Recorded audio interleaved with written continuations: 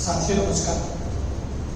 हम पहुंचे हैं छत्तीसगढ़ के प्रमुख शहर बिलासपुर के पास चापा नाम के एक ऐसे स्थान पर जहां के बारे में कहा जाता है कि वो पठाली भूमि है, उसमें कुछ उर्वरा शक्ति नहीं है। लेकिन हमारी भारतीय मनीषा ऐसा भी कहती है कि अध्यात्म वह शक्ति है जिसके माध्यम से हम बंजर से बंजर जमीन को भी उर्वरा से भरपूर कर सकते हैं। आपको बताते हुए बड़ा हर्ष हो रहा है कि हमने यहाँ के मधुबन नामक ओशो साधना स्थली के रूप में ऐसी जमीन को तलाशा है जो बंजर थी, लेकिन आज आध्यात्मिक उर्वरा शक्ति से भरपूर हुई है। और देश और दुनिया के बहुत सारे साधक आध्यात्मिक साधना के लिए इस भूमि पर आते हैं, हमारे साथ हैं। साधना के लिए इस भूमि पर आते हैं, हमारे साथ हैं। इस आश्रम के संचालक स्वामी आनंद एकांत जी, आपका बहुत बहुत स्वागत है। धन्यवाद। और आपको नमस्कार भी है। स्वामी जी, इस आश्रम के आप 25 वर्ष आज मना रहे हैं, सिल्वर जुबली समारोह आज से एक तरह से शुरू हो रहे हैं। क्या कहेंगे इस आध्यात्मिक यात्रा के बारे में? इस क्षेत्र को आपने कैसे साधना से फलीभूत किया? प्रणाम स्वामी जी।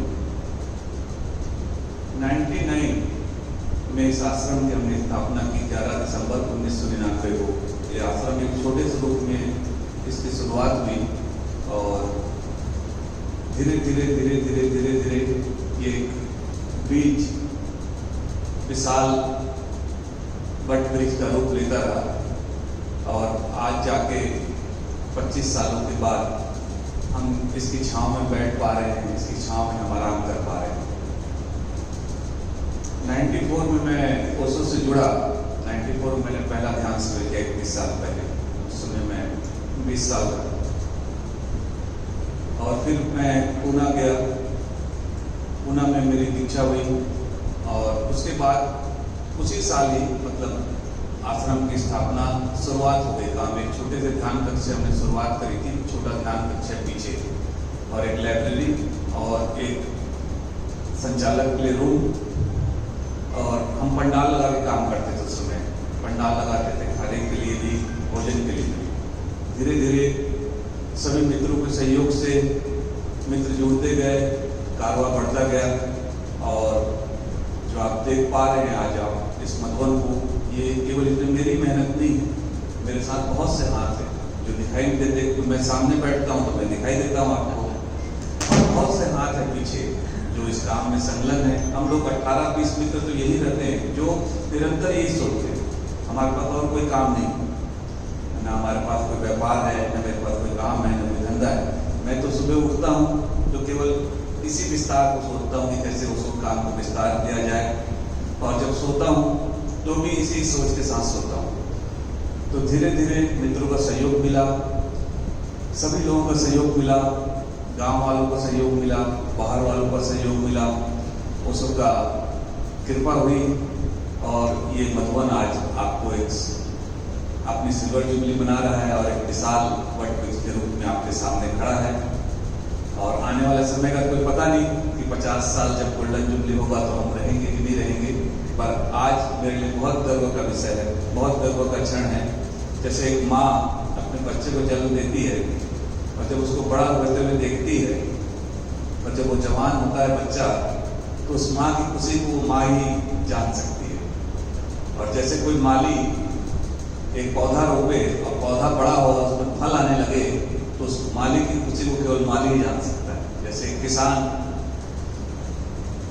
हल जोतता है, बीज बोता है और जब फसल लहलाती है तो उसकी खुशी को वो किसान ही जान पाता है। तो वैसे ही ये मधुबन जो फलित हो रहा है, पुष्पित हो रहा है आप सबके आशीर्वाद से, आप सबके सहयोग से, तो इस खुशी में आप सब मेरे साथ सहभागी हैं, पर सबसे ज़्यादा खुश मैं हूँ। आप खुश हैं, इस खुशी के लिए आपको बधाई और सबको बधाई। लेकिन आपने कहा कि एक बीज बड़ा वृक्ष बन गया।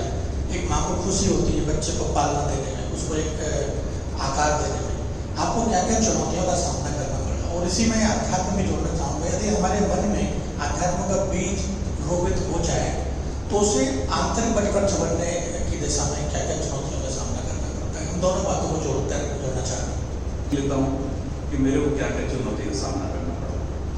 मैं किसी ऐसे पृष्ठभूमि से नहीं हूँ कि जहाँ पे ओशो बहुत दम पहले हो चुका है कि मेरे पिता या माता ओशो से जुड़े हुए। मैं एक शुद्ध हिंदू परिवार में पैदा हुआ, तो ओशो का कोई नाम दूर तक नहीं था। मेरे पूरे परिवार में मैं पहला सन्यासी हूँ। मेरे पूरे परिवार क्या, मेरे पूरे खानदान, मामा, चाचा, नाना, फूफा, दोस्त यार, मित्र, भाई, बंधु, सखा, दूर दूर तक कोई ओशो का नाम लेवा नहीं था। चापा एक ऐसी जगह है, पहले तो मध्य प्रदेश का हिस्सा हुआ करता था ये, तो मध्य प्रदेश की पैदाइश है, हम मध्य प्रदेश में ही पैदा हुए। पर कुछ चीजें जीवन में ऐसी घटी, जैसे मैं छोटे ही था तो 10 दिन मेरे को मेरे पिताजी का कोई चेहरा याद नहीं है, तो 10 दिन का था मैं तो उनकी मृत्यु हुई। ऐसे में जब तक 20 साल का हुआ मेरे जीवन में 7 मृत्यु हो गई थी। जो मेरे सबसे प्रिय थे वो सब चले गए। उसमें मेरी बहन थी, मेरे दादाजी थे, पिताजी थे, और जिनसे भी प्यार करता था मैं, तो एक वैराग की तरफ एक सहज झुकाव हुआ। तो मैं पहले ब्रह्मा कुमार में था समाज इसके पहले, और फिर रविशंकर के पास था। फिर मैं जब 94 से लेकर 98 तक मैं ब्रह्मा कुमारी में था। तो चुनौतियां में जब ओशो के पास टर्निंग लिया, मैंने संन्यास लिया, तो ओशो उस समय बड़े खतरनाक थे, बड़े विद्रोही थे, अभी भी हैं, पर उस समय बड़ा मतलब और ज्यादा मामला खराब था। अब तो हम सम्मानित हैं चापा में। अब तो आप चापा में जाकर ओशो मतवन बोलेंगे तो बड़ा सम्मान की दृष्टि से देखा जाता है। पर जब शुरुआत करी यहाँ पे, तो बाउंड्री से लोग कूद के आ जाते थे भीतर कि हमको भी देखना है क्या हो रहा है। आप लोग नाच रहे हैं, आप लोग कूद रहे हैं, लड़कियां नाच रही है, कूद रही है, तो बड़ा संघर्ष था लोगों के मन में। मेरे प्रति जरा भी सम्मान न था, ना इस मधुबन के प्रति सम्मान था। पर धीरे धीरे वक्त बीता, लोग समझे। आज मेरी पत्नी, मेरे बच्चे, मेरी माँ, मेरी मौसी, मेरे सारे साले, मेरे ससुर, मेरे बुआ के लड़के, मेरी मौसी, मेरे इष्ट मित्र जितने हैं, आज सब सन्यासी है ना। सारे का सारा परिवार बन गया आश्रम में। तो धीरे धीरे लोगों ने स्वीकारा। और चुनौतियां तो रहेंगी, आश्रम चलाने में जो चुनौतियां है वो तो हमेशा ही रहेंगी। जो आश्रम चलाता है उसी से आप पूछिए चुनौतियां क्या होती है, वो चुनौती हमेशा रहेगी। पर बाहरी चुनौती अब धीरे धीरे कम होती जा रही है, और नगण्य है बाहरी चुनौती। अब ओशो स्वीकार है सबको, मेरे परिवार में भी, इष्ट मित्रों में भी, और सब ध्यान करते हैं, और सब सन्यासी।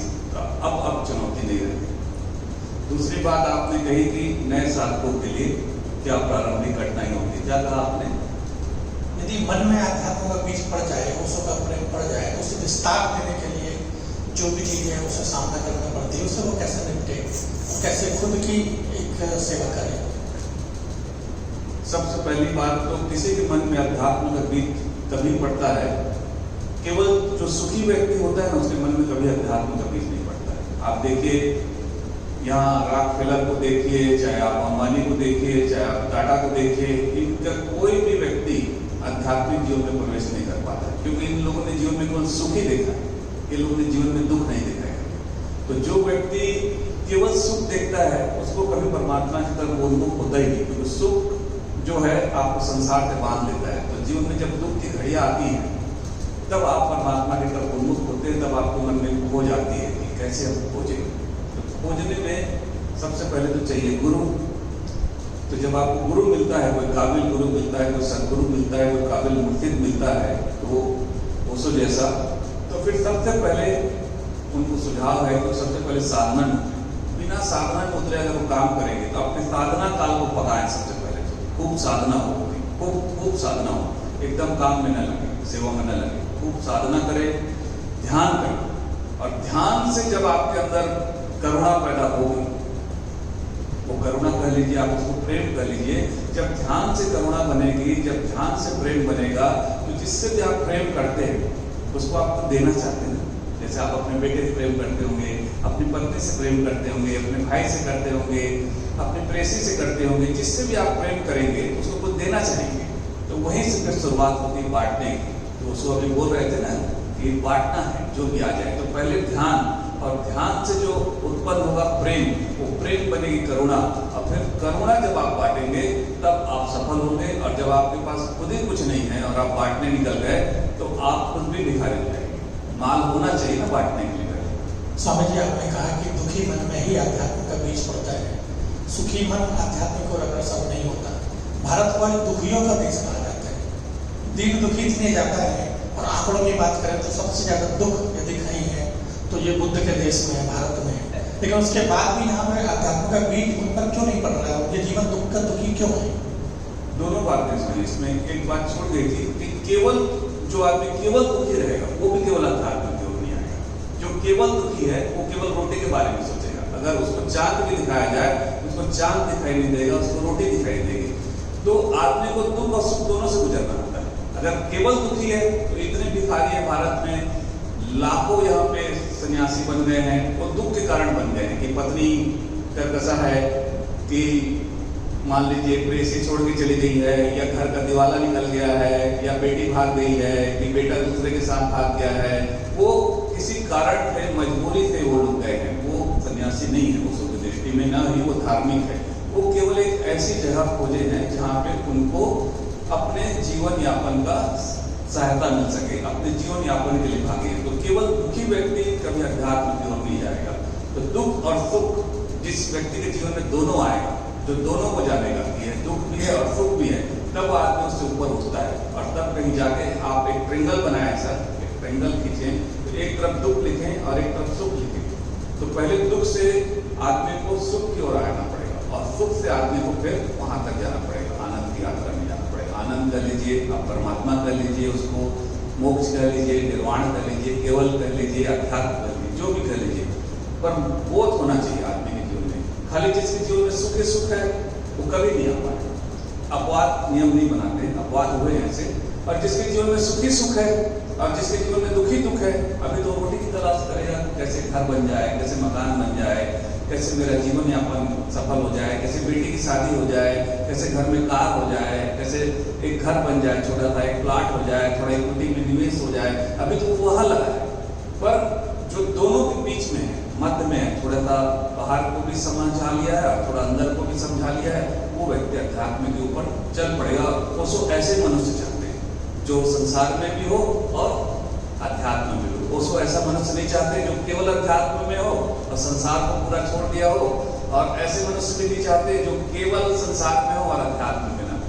तो उसको का ये नया मनुष्य है जो बोध होगा, जिसको उसने कहा जोरबाद नया मनुष्य की आपने बात कही, कोषों की साधना के माध्यम से। एक छोर दुख का, एक छोर सुख का, तीसरा जो ट्रायंगल आपने बताया तीनों को मिलकर, वो है एक बटरफ्लाई चमन कह लें, पॉइंट, हाइट। उस हाइट पर पहुंचने के बाद, दुख और सुख संसार को पीछे छोड़ने के बाद जब हम सार की ओर आते हैं, तो वहां पर साधक का लक्ष्य क्या होना चाहिए शीर्ष पर पहुंचने के बाद?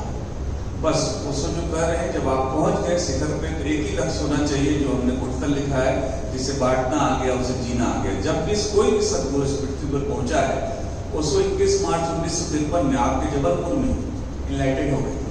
अगर वो सब अपने इनलाइटेडमेंट को छुपाए रखते तो कभी आपको पता नहीं चलता, उसको इस पृथ्वी से विदा भी हो जाते और आपको पता नहीं चलता कि इतना बड़ा बुद्ध पुरुष पैदा हुआ है जो इस सदी का सबसे बड़ा बुद्ध है।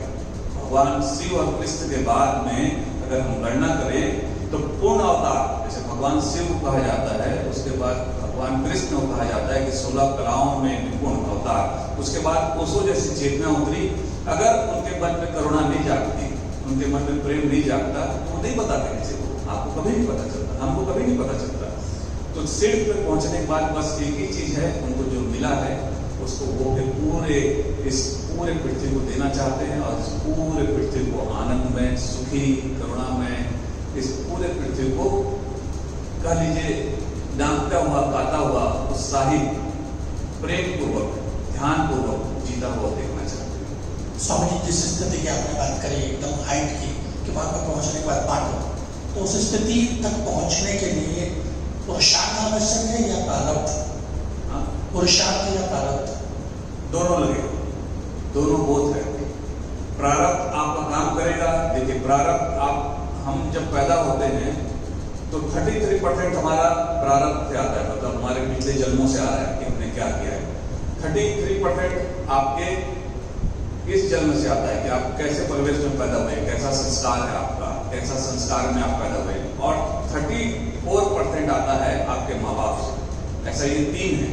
तो 34% आया, जैसे हमने कोई अच्छा कर्म लिया, मान लीजिए चुना आपने घर प्रारब्ध से, कोई टाटा के यहाँ पैदा हुआ है, जैसे कि सम्राट अशोक को मैं चुन लूं, तो सम्राट अशोक का प्रारब्ध अच्छा था, कि वो एक सम्राट के घर में पैदा हुआ, तो उसने बुद्ध का इतना काम किया, जब उसको ज्ञान हुआ, जब उसको वैराग्य पैदा हुआ, तो बुद्ध का इतना काम किया कि आज पूरा एशिया बौद्ध धर्म से अछूता नहीं रह गया। पूरा का पूरा एशिया आज बौद्ध धर्म में प्रवेश कर गया है।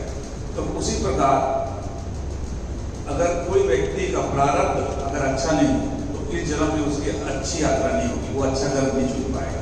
तो पिछले जन्मों का जो संस्कार है इस जन्म में काम आता है, और इस जन्म के जो माता पिता जो हम चुनते हैं, है ना, वो हमको उस यात्रा पे और ले जाते हैं। फिर हमारे संस्कार, जो हमारा वातावरण कैसा तैयार होता है, हमारे आसपास के लोग कैसे हैं, हमको शिक्षा दीक्षा कैसे हुई है, वो हमारे ऊपर काम करता है। तो प्रारब्ध और पुरुषार्थ, अगर प्रारब्ध जैसे ओशो का था, ओशो पिछले 700 साल पहले लामा थे और उनकी यात्रा 3 दिन की बची थी। अगर वो उस जन्म में काम पूरा हो जाता तो ओशो इस जन्म पृथ्वी पर नहीं आते। तो ओशो आए तो प्रारब्ध था ओशो के पास। अब पुरुषार्थ क्या ओशो ने 21 साल लगे उस 3 दिन के लिए, तब कहीं वो जाके इनलाइटेड हो पाया। तो प्रारब्ध भी चाहिए और पुरुषार्थ भी चाहिए। बासी भी खाना इसको बोलते हैं। इसलिए गीता में एक वचन है कि साधु राजस साधु, जो पिछले जन्म का साधु है, इस जन्म में राजा बनेगा अपने प्रारब्ध कारण। और जो इस जन्म में बासी खाए, मान लो पिछले जन्म से के प्रारब्ध से आपको कोई अच्छा घर मिल गया है, सुंदर शरीर मिल गया है, तो आप अगर उसको ध्यान में नहीं लगा रहे हैं, दान में नहीं लगा रहे हैं धन को, तो आप बासी खा रहे हैं। मतलब बासी खाना मतलब अपने डिपॉजिट को खा रहे हैं, और धीरे धीरे वो चुक जाएगा, अब फिर आप साधु बन जाएंगे अपने जन्म में जाके। तो जो दोनों को संभाल लेता है, प्रारब्ध को भी और पुरुषार्थ को भी, वही व्यक्ति को कर सकता है। स्वामी जी, प्रारब्ध नहीं है, इसमें साधक का दोष क्या है? आपने कहा कि पालना अच्छी होना चाहिए, बीज भी अच्छा पड़ गया, माता पिता भी अच्छे पड़ गया, वातावरण भी अच्छा मिल गया, गुरु भी अच्छा मिल गया, तो पुरुषार्थ यानी अभ्यास भी बहुत है साधना का, लेकिन उसका प्रारब्ध नहीं है, तो उसमें उसका दोष क्या है? दोष तो उसी का है, क्योंकि इस जन्म में भी हम प्रारब्ध बनाएंगे जो अगले जन्म में काम आएगा। अगर हम सहायक तो सब बन रहे हैं। हाँ, इस जन्म में अगर हम नहीं बनाते हैं, फिर प्रारब्ध अपना कर्म अच्छा नहीं करते हैं, तो फिर अगले जन्म में यहीं आगे खड़े हो जाएंगे। तो दोष किसका हो? मेरे ही हुआ ना। अगर मैं प्रारब्ध अपना अच्छा नहीं बनाता हूँ, अपना कर्म अच्छा नहीं कर रहा हूँ, शांता सुखाय भोजन हिताय का मैं अगर काम नहीं कर रहा हूँ, तो मैं ही अपना प्रारब्ध को खराब कर रहा हूँ, और वही अगले जन्म में फिर आगे खड़ा हो जाएगा। तो मैं ही दोषी हूँ। अगर मैं नहीं बना रहा हूँ अपना प्रारब्ध, अपने कर्म अच्छा नहीं कर रहा हूँ, उसके लिए कोई दूसरा दोषी नहीं है, केवल मैं दोषी हूँ। स्वामी जी, बहुत से ऐसे धर्म है जो पुनर्जन्म को मानते ही नहीं है, तो उनके जीवन में प्रारब्ध नाम की कोई चीज ही नहीं है। इस्लाम धर्म है, ईसाई धर्म है, और दूसरे धर्म भी है। टोटल 18 धर्म ऐसे हैं जो पुनर्जन्म को नहीं मानते। हमारा सनातन धर्म मानता है, हिंदू धर्म मानता है, तो आपकी इस बात पे देख आगे बढ़ रहे हैं, तो फिर प्रारब्ध वह कहा जाता है? हाँ, निश्चित रूप से अच्छा प्रश्न है। जो मुख्य धर्म है, जैसे जो हिंदू हैं और आपका बौद्ध है और आपके जैन, जो मूल भारत के 3 बड़े धर्म हैं, या आप उसको उसमें सिख भी जोड़ सकते हैं, तो ये सारे के सारे पूर्वजन्म को मानते हैं। अब तो मानने की बात नहीं रह गई, अब तो जानने की बात रह गई। आज 21वीं सदी में बोलूँ कि मानते हैं, इस बात को कोई नहीं मानेगा। अब तो उसके प्रयोग होते हैं, जाति स्मरण के प्रयोग है, पार्ट टाइम के प्रयोग है। अब तो अमेरिका जैसी कंट्री ने ये बात स्वीकार कर ली है कि अब जन्म होता है, तो पूरी ईसाई कंट्री है और सबसे ज्यादा आबादी ईसाइयों की है। मुसलमानों ने भी पार्ट लाइफ के प्रयोग करके ये जान लिया है कि पार्ट लाइफ में क्या थे, है ना। पार्ट लाइफ के अब तो सीधे प्रयोग है। अब तो मेरी बात मानने की जरूरत नहीं है कि हाँ पिछला जन्म होता है, या उसकी बात मानने की जरूरत नहीं है। अब तो आप आइए, आप प्रयोग करिए, अब खुद के रिकॉर्ड आपके रिकॉर्ड करके देंगे हम आपको, आपकी वीडियोग्राफी होगी पूरी की पूरी, आपकी रिकॉर्ड होगी। और अब ये तो गूगल में आप सर्च कर लीजिए, कितने महान साइंटिस्टों ने, कितने महान वैज्ञानिकों ने अब इस बात को मान लिया है कि हाँ पिछला जन्म होता है, और वो सब के सब आपको जान के आश्चर्य होगा कि ईसाई है। तो अब ये बात में कोई विवाद नहीं रह गया है कि पिछला जन्म नहीं होता है करके, क्योंकि यहाँ पे बहुत सारे लोग होंगे जिनको अपने पिछले जन्म का, बहुत सारे यहाँ पे मुसलमान भी तो बैठे हैं, पता मुसलमान भी तो बैठे हैं, उनको भी अपने पिछले जन्म का अनुभव हुआ है। जो भी साधना में गया है उसको जरूर अनुभव होगा, और ना हो रहा हो अनुभव तो आप गूगल में सर्च कर सकते हैं, उनके नाम है सारे के सारे, और वो अपने पूरे विवरण के साथ बोल रहे हैं, पूरे अपनी टेक्निटी के साथ बोल रहे हैं। यहाँ तक कि बच्चे तो बताने लगे, जो बच्चे कुछ पैदा हुए हैं, कि मैं पिछले जन्म में कहाँ था, और वो घर में लेके गए सारे के सारे। तो अब इसको ना माने कोई व्यक्ति, क्योंकि वो ऐसे संस्कार में पैदा हुआ है, मुसलमान धर्म में पैदा हुआ है, या सिख धर्म में पैदा हुआ है, या ईसाई धर्म में, तो वो अलग बात है। बाकी सारी की सारी संरचना मौजूद अच्छी कहा जाता है। तो वो साक्षी या होश ही या वो आत्मा या वो चेतना वही ईश्वर है या उससे परे कोई और ईश्वर भी है? वो एबीसीडी का धर्म, तो मैं ये कहूँगा कि आपका होश, आपका साक्षी वही ईश्वर है। कहते भी आपके भीतर बैठे परमात्मा को प्रणाम, पर जिन परमात्मा या जो महापुरुष हुए हैं, जिनके परमात्मा के रूप में आज पूजित हैं, प्रतिष्ठित हैं, वो भी किसी और की पूजा करते हुए देखते हैं। शिव भी समाधि में किसी का ध्यान करते हुए देखते हैं, राम भी किसी की पूजा करते हुए देखते हैं, मोहम्मद भी है, ओशो ने भी किसी और की बात कही, मतलब परम चेतना की बात कही या एनर्जी की बात कही। तो क्या कोई परम एनर्जी भी है? हाँ, निश्चित रूप से उसी सोर्स से हम लोग सब लोग आते हैं, चाहे शिव आए, चाहे बुद्ध आए, चाहे ओशो आए, चाहे राम आए, आते तो हम सब उस परम एनर्जी से ही। और ये शुरुआत की बात है कि किसी का ध्यान करते हैं, किसी की साधना करते हैं। जब जैसे ओशो रिलेटेड नहीं हुए थे तो वो प्रयास कर रहे थे किस साथ तक, जैसे हम लोग रिलेटेड नहीं हुए तो प्रयास कर रहे हैं अभी, है ना, कि भाई कि हम लोग ध्यान कर रहे हैं, निर्विचार होने की कोशिश कर रहे हैं। कल ओशो कह रहे हैं कि सांसों को देखिए, पेट को देखिए, तो अभी प्रयास चल रहा है।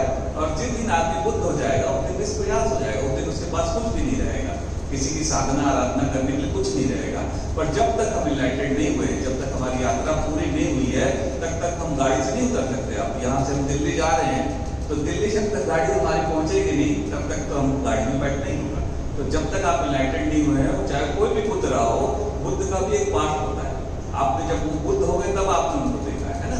भगवान शिव ने इतनी साधना करी है कि जब भगवान शिव की पहली पत्नी सती, जिनका अपमान कर दिया गया था, दोनों का जजमान उनके ससुर ने, जवाई राजा का और उसका, तो इतने विक्षुब्ध हो गए थे भगवान शिव कि उसके लाश को लेकर घूमते रहे।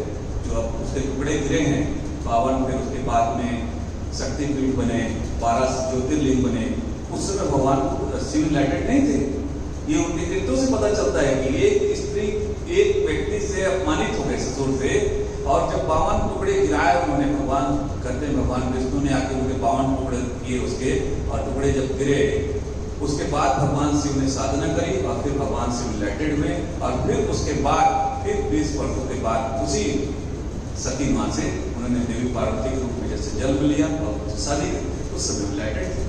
तब उनको भी ज्ञान दे पाए और इस ज्ञान की गंगा को पूरे भारत में उतार पाए। पहले बुद्ध ने इस पृथ्वी की। भगवान स्वामी जी, ज्ञान की गंगा को पूरे विश्व में फैलाने के बाद भी, ओशो के देशना के बारे में इतने जागरूक होने के बाद भी ओशो आज सर्वस्वीकार क्यों नहीं है? धर्म जगत ही उन्हें उपेक्षा की दृष्टि से देखता है। जो आपने खुद चुनौतियों की बात करी, सामाजिक रूप से व्यक्ति कट जाता है, तो ऐसे में दोष कहाँ है? और ओशो के जो शीर्षस्थ सन्यासी हैं उनको ओशो को सर्व स्वीकार कराने के लिए क्या करना चाहिए? दोष कहीं नहीं सुना, ऐसा हमेशा हुआ है, ऐसा हमेशा हुआ है। भगवान शिव, सोचिए आप, जब भगवान शिव को, जब मीना जो उसकी सास थी, जब दूसरी पत्नी को उसको अपने दामाद के रूप में स्वीकार करने के लिए राजी नहीं थी कि ये भंगेड़ी आदमी को, एक गजेड़ी आदमी को आप मेरा दामाद बनाओगे। वो राजकुमारी की बेटी थी, मीना एक महारानी थी, अब मीना की बेटी थी पार्वती, पर्वतराज की बेटी थी। तो उस समय भी भगवान शिव का अनादर किया गया। भगवान कृष्ण जब गए पांडव से 5 गांव मांगने के लिए, भगवान, ये बड़े बड़े नाम ले रहा हूँ मैं, छोटे नाम नहीं, तो 5 गांव मांगने गए तो उसने क्या बोला कि ग्वाले, इस ग्वाले की बात में मैं आऊंगा, 5 गांव भी तुझको नहीं मिलेगा, 5 गांव तो छोड़, तुझको सुई के बराबर, नोक के बराबर भूमि भी मैं तुझको नहीं दूंगा। बुद्ध के ऊपर हाथी छोड़ा गया, महावीर के कान में कील घुसी गई, तो किस बुद्ध का सम्मान? किसी बुद्ध को इस समाज ने स्वीकार नहीं किया। समझिए, जब वो बुद्ध चले जाते हैं, राख रह जाती है, बाद में जब वो ठंडे हो जाते हैं, जब आग चली जाती है, अभी वो सो आग है, अभी स्वीकार करना बड़ा मुश्किल है, उसको बड़ा कठिन है। जिसके पास जिगरा होगा, छाती होगी और जो सच में प्यासा होगा, उस समय वो लोग भी पहुंचे कृष्ण के पास जो प्यासे थे, वो लोग भी पहुंचे बुद्ध के पास, और आज भी जो प्यासे हैं वो पहुंच रहे हैं। हाँ, पर ये चीज को याद रखिए कि सम्मान और स्वीकार होने में भी 100 वर्ष लगेंगे, उसको 100 वर्ष लगेंगे। लेकिन समझिए, आज ओशो पे जो चेहरे हैं, ओशो के नाम पे जो कुछ भी हो रहा है, भारतीय अध्यात्म मनीषा की बात करें तो एक साधक की एक छवि होती है, समाज उस छवि का लोग उसे देखता है, वो सोचता है वो व्यसन से मुक्त होगा, वो नशे से मुक्त होगा, वो एक पवित्रता का जीवन जिएगा। लेकिन वैसा कुछ ओशो के साधकों में भी दिखता नहीं है। वे भी आपने शिविर के माध्यम से गंजेड़ी भंगेड़ी की बात कही, उस जगत में भी गांजा है, भांग है, तम्बाकू है, व्यसन है और दूसरी चीज़ें हैं। कई आश्रम तो बदनाम भी है सब चीज़ों के लिए। तो एक जागरूकता की जो बात कही गई है या जो प्रदर्शन की बात कही है, ओशो का चेहरा कैसा, ओशो के साधकों के चेहरों से यदि ओशो दिखे तो ओशो के साधकों का चेहरा कैसा होना चाहिए? क्या ऐसा ही होना चाहिए कैसा भी है? आपकी बात को मैं थोड़ा विस्तार करूंगा। पूरे भारत में ऐसा कोई भी आश्रम है, मुझे नाम बताइए जो गंजेड़ी भंगेड़ी के नाम से विख्यात है। ऐसा एक भी आश्रम नहीं। अगर आपकी जानकारी है तो मुझे अपडेट करिए। पहली बात, तो एक भी आश्रम ऐसा नहीं है जो इस तरह के मामलों में विख्यात है कि यहाँ गंजेड़ी भंगेड़ी करा दिया। सोशल मीडिया में जो कमेंट्स आते हैं, नहीं, ओशो के जो भी प्रवचन आते हैं उनके नीचे जो कमेंट्स आते हैं और ओशो साधकों के आपस में जो गाली गफ्तार होती है, उनके उन पर किसी तरह का आत्म कंट्रोल नहीं होता, आत्मनियंत्रण नहीं होता, लेकिन एक साधक से उम्मीद की जाती है वो आत्मनियंत्रण हो, आत्मानुशासित हो। वो साधक नहीं है स्वामी। जो भी बातचीत होती है आपने जो सुना है, भारत का कोई भी आश्रम ऐसा नहीं है, उसको कोई भी आश्रम ऐसा नहीं है। मैं इसका पूरा जोर खंडन करता हूँ, सबूत के साथ मैं आपको बोलता हूँ, अपनी जानकारी के साथ बोलता हूँ इसको। इसके लिए मैं जवाबदार हूँ। अगर नहीं पैसा है तो मैं आपके सामने रिकॉर्ड में बोल रहा हूँ। मैं भारत का कोई भी आश्रम ऐसा नहीं है। दूसरी बात आपने कही गांजा भांग, ये तो उन अखाड़ों में मिलते हैं स्वामी जो महाकुंभ में जाते हैं, उनके पास जाइए वो गांजा भांग जो भी मादक द्रव्य है, हीरोइन तक उनके पास मिलेगी। ये ओशो आश्रमों में नहीं है। अच्छा, इतने बलात्कार होते हैं, आप नाम लेना उचित नहीं है। बड़े बड़े राम और बड़े बड़े रहीम, है ना, बड़े बड़े बापू जेलों में, कहे जेल में, क्योंकि वो डबल फेस रखते हैं, दिखाते कुछ है, रहते कुछ और है। भारत का एक भी आश्रम बता दीजिए मेरे को जहां आज तक ऐसी घटना हुई हो कि किसी स्त्री को किसी ने छेड़ा भी हो। ये भारत के किसी आश्रम में नहीं है। बलात्कार तो बहुत दूर की बात है, ये तो हम सोच भी नहीं सकते कि ऐसा कभी हो सकता है। भारत का कोई आश्रम जहां आज तक किसी स्त्री को छेड़ा नहीं गया है, आज तक किसी स्त्री को उसकी इजाजत के बगैर छुआ नहीं गया है, ये ओशो की महानता है, ये ओशो की बड़प्पन है। ये देखिए ओशो आश्रम, अगर आपको ठीक से जानना है तो सारे ओशो आश्रम में जाइए और वहां पूछिए कहीं पर कि कहीं पर भी ऐसा दुराचार हुआ है किसी स्त्री से। अगर कोई बोल दे कि मेरे साथ हाँ दुराचार हुआ इस आश्रम में, तो उसी दिन मैं संन्यास छोड़ दूंगा। तंत्र के नाम पे कुछ आश्रमों में बहुत सारा कहा जाता है कि बड़ा यौनाचार है और ऐसा कुछ है। स्वामी क्या होता है, जब बुद्ध आते हैं ना तो देवदत्त भी आता है। बुद्ध का भाई था देवदत्त, तो उनके काम को खराब करने लगता है। तो जब ओशो जैसा महान गुरु कोई आता है ना, तो कुछ लोग धन के लोभी लोग, जो धन चाहिए जिनको, कुछ लोगों को फेम चाहिए, कुछ ऐसे लोग भी आ जाते हैं। ऐसा मत समझिए कि यहाँ पे राम की केवल शक्ति है, यहाँ रावण की भी शक्ति काम कर रही है, दोनों शक्तियाँ हैं। हम किसके साथ जुड़े हैं, ये महत्वपूर्ण है। तो कुछ ऐसी शक्तियाँ भी हैं जो ओशो के नाम पे कहते हैं थोड़ा पैसा कमा लें। अब कुछ ऐसे लोग भी लोग हैं जो सोचते हैं वहां जाके कुछ मिल जाएगा। तो ऐसे लोग हैं कुछ, मैं इसको मानता हूँ 1% लोग हैं ऐसे जो लोग थोड़ा तंत्र के नाम पे अपनी दुकानदारी चला लेते हैं, थोड़ा पैसा इकट्ठा कर लेते हैं। सबको को इससे सावधान रहने की जरूरत है। और जैसे साधक जाएगा कहीं तो खुद ही समझ भी जाता है, उनकी दुकान चलती नहीं है ज्यादा। अब लगभग भारत में सारी दुकानें बंद हो गई हैं, और कोई चला भी रहा है तो जो साधक जाएगा उसको समझ में आ जाता है कि मैं यहाँ बेवकूफ बन रहा हूँ, क्योंकि कोई भी व्यक्ति इस पृथ्वी पर मूर्ख ज्यादा दिन तक नहीं बन सकता। मधुबन का जो नाम है वो तो बहुत अलग नाम है, लेकिन फिर भी स्वामी जी मधुबन को और विस्तार देने के लिए जो दूसरी जगह ना मिले आपके यहाँ मिले, ऐसा क्या आप इसको डेवलप करने वाले हैं? सबसे मूल बात तो स्वामी 3 है। इसमें 3 बात है जो भारत के लिए लागू होती है। सबसे पहली बात तो स्वामी ध्यान। अगर कोई भी आश्रम, भारत का कोई भी आश्रम, मधुबन का जो ध्येय, प्रमुख ध्येय में है ध्यान। सबसे पहले हम 5 ध्यान रेगुलर करते हैं, चाहे कुछ भी हो जाए, ओला गिरे, बरसात हो, धूप आए, सर्दी आए, यहाँ पे एक साधक हो या न हो, ये ओशो का निर्देश है जिसको हम फॉलो करते हैं कि 5 ध्यान डेली होने चाहिए। उसी की ऊर्जा को आप महसूस कर रहे हैं। और एक जगह पे यहीं 25 साल से लगातार हम 5 ध्यान करते आ रहे हैं। पहली बात तो यह है कि ध्यान प्रमुख है। अगर आप ध्यान के लिए नहीं आए तो मधुबन में आप किस लिए आए? हम उनको ट्रीट नहीं करते हैं जो यहाँ पे ध्यान के लिए नहीं आए, है ना, उनको विजिटर अलाउ नहीं है यहाँ पे। दूसरी बात, सबसे ज्यादा जो भारत में जो चीज है, जिन लोगों के पास बहुत पैसा है उन लोगों के पास समय नहीं है कि वो ध्यान करें। तो जिनके पास थोड़े पैसे हैं वो लोग ध्यान करते हैं, वो लोग ज़्यादा बेईमान नहीं रह जाते, वो लोग चोर नहीं रह जाते, वो डंडे नहीं मारते हैं, है ना, वो ग्राहक को बेवकूफ़ नहीं बना सकते हैं। तो उनके पास थोड़े पैसे होते हैं, तो थोड़े पैसे में उनको घर भी चलाना है, हमारा बड़ा संन्यास तो है नहीं, आजीविका भी चलानी है अपनी और अपना परिवार भी चलाना है और साधना भी करनी है। तो दूसरा हमारा जो प्रयास है कि ये सबसे न्यूनतम मूल्य है कि आपके बजट का आश्रम, कि आप आके यहाँ रह सकें साधना के लिए और जितना मिनिमम शुल्क है वो आप दे सकें। तो ये दूसरा हमारा प्रयास है।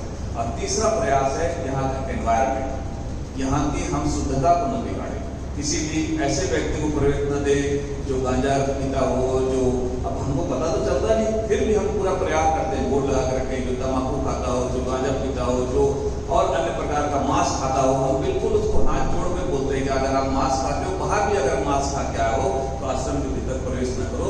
तो तीसरा इसकी पवित्रता का ख्याल रखते हैं। तो 3 बातें सबसे पहला है ध्यान, दूसरा है बजट यहाँ का, जो महीने भर आके आदमी यहाँ पे रह सकता है, 5,000 रुपये अगर कोई बात है तो 1 महीना आराम से यहाँ पे स्टे कर सकता है।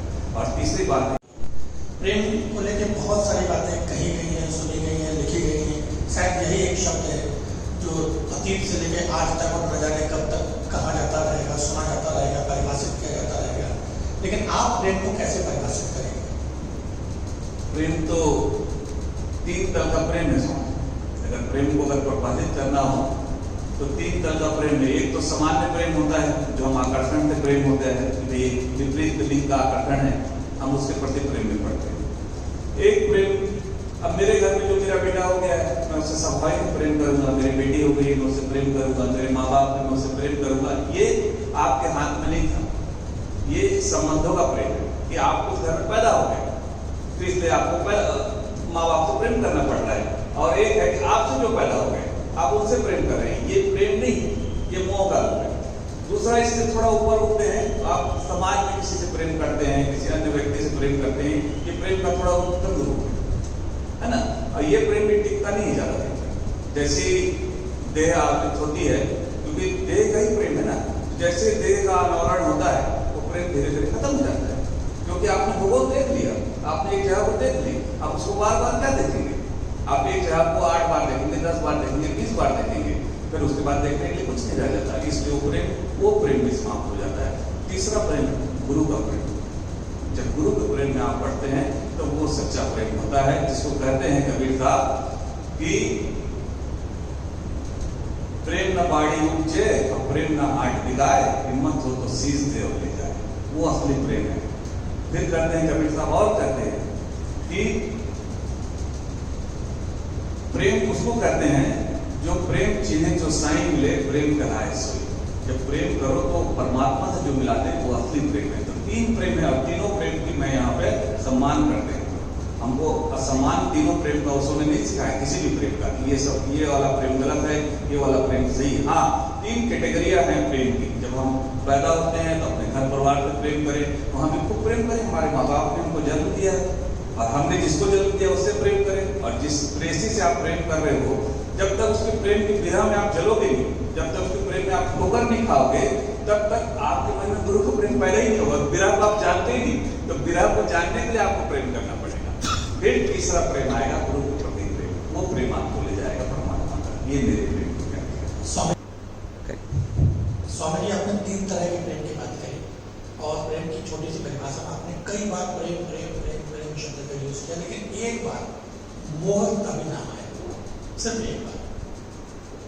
पूरी गीता में जो को कृष्ण समझाते हैं लेकिन मुझे समझ में नहीं आता, लास्ट में नष्ट मोह स्मृति रखना कि मोह को समाप्त करने की बात कही जाती है, लेकिन प्रेम ही मोह बन जाता है। तो प्रेम मोह न बने उसका कारण क्या है? प्रेम कभी मोह नहीं बनता स्वामी, पहली बात। कभी भी इस जगत में प्रेम मोह नहीं बना है। हाँ, मोह को प्रेम बनने की संभावना है, पर प्रेम को मोह बनने की संभावना नहीं है। हमेशा मोह प्रेम बन सकता है, जिससे भी आप मोह करते हैं, पुत्र से मोह करते हैं, आगे जाकर प्रेम में तब्दील हो सकता है। किसी से आप मोह करते हैं, वो प्रेम में तब्दील हो सकता है। नीचे आने का कोई उपाय नहीं है।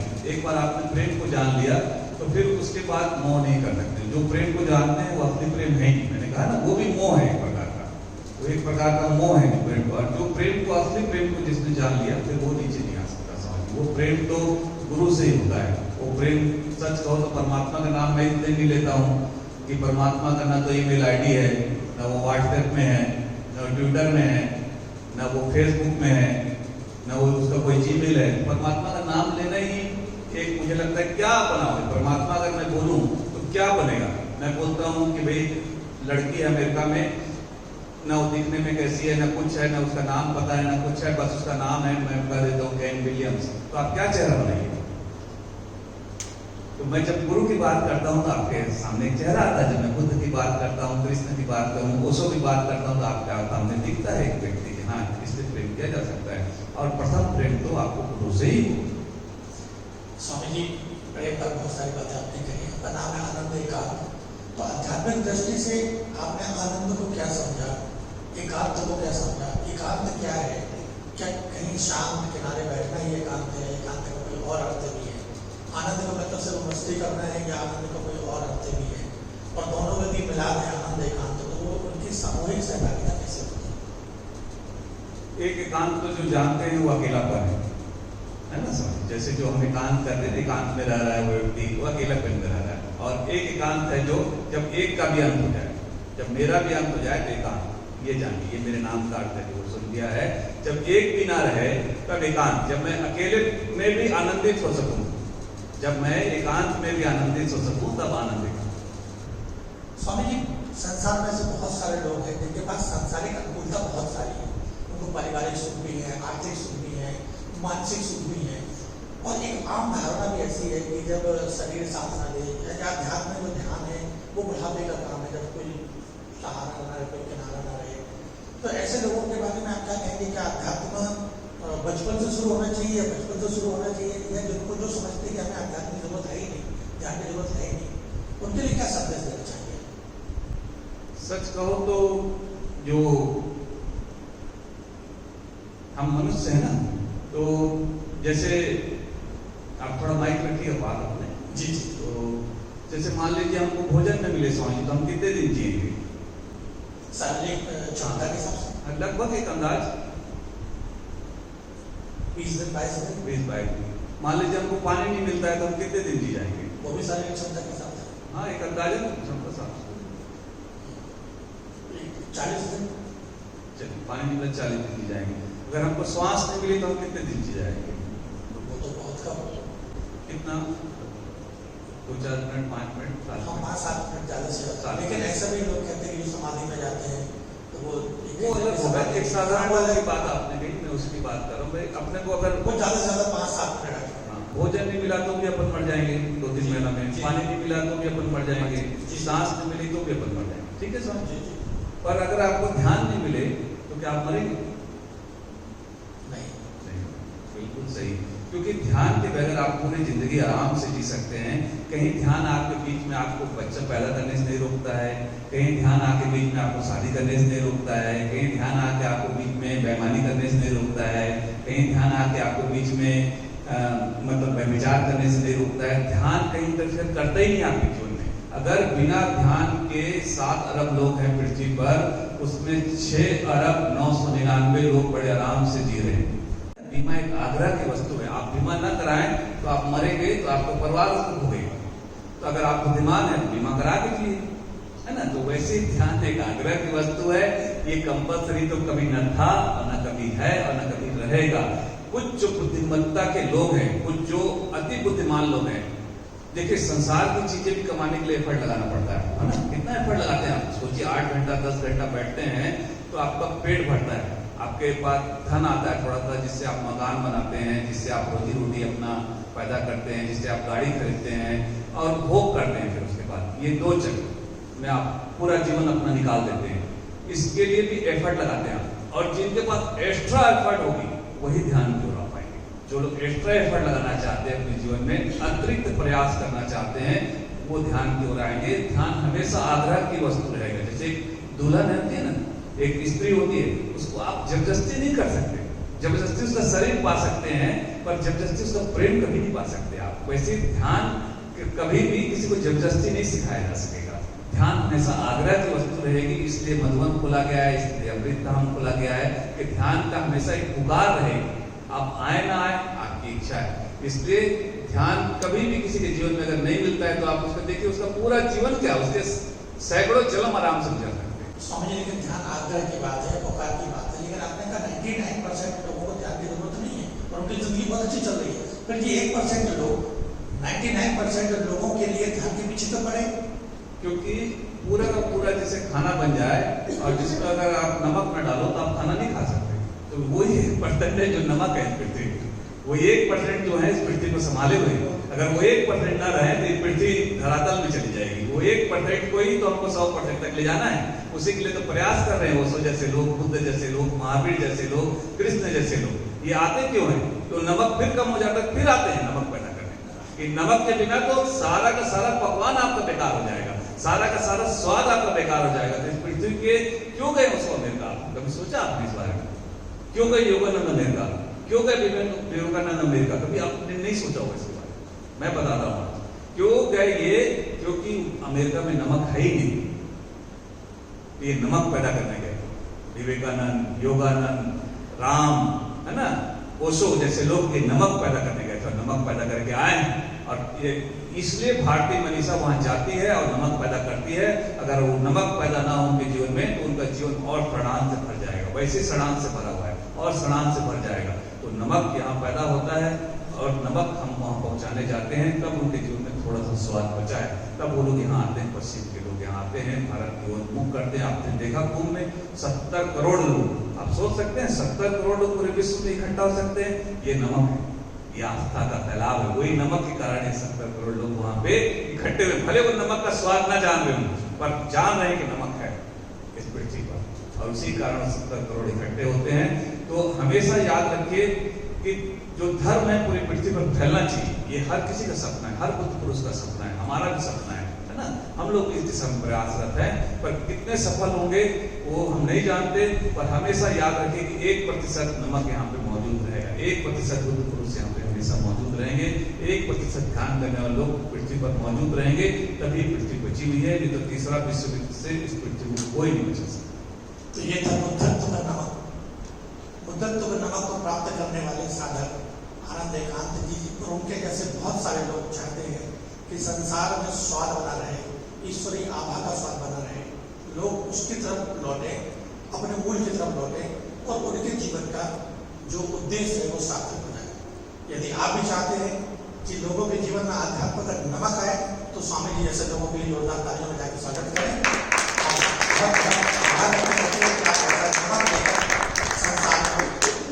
घूम रहे हैं और एक दिशा दे सकते हैं। बहुत बहुत धन्यवाद। आपका भी धन्यवाद स्वामी, इतनी दूर से आप जबलपुर से आए और आपने ओशो की बात को आपके चैनल के माध्यम से लोगों तक पहुंचेगी, ये हमारे लिए बहुत बड़ी बात होगी। क्योंकि हम तो ढूंढ ही रहे हैं कि आप जैसे लोगों को, कि जो ओशो की बातों को लोगों तक पहुंचा सके। इसलिए आपका भी भगवान में बहुत बहुत धन्यवाद। बहुत बहुत धन्यवाद।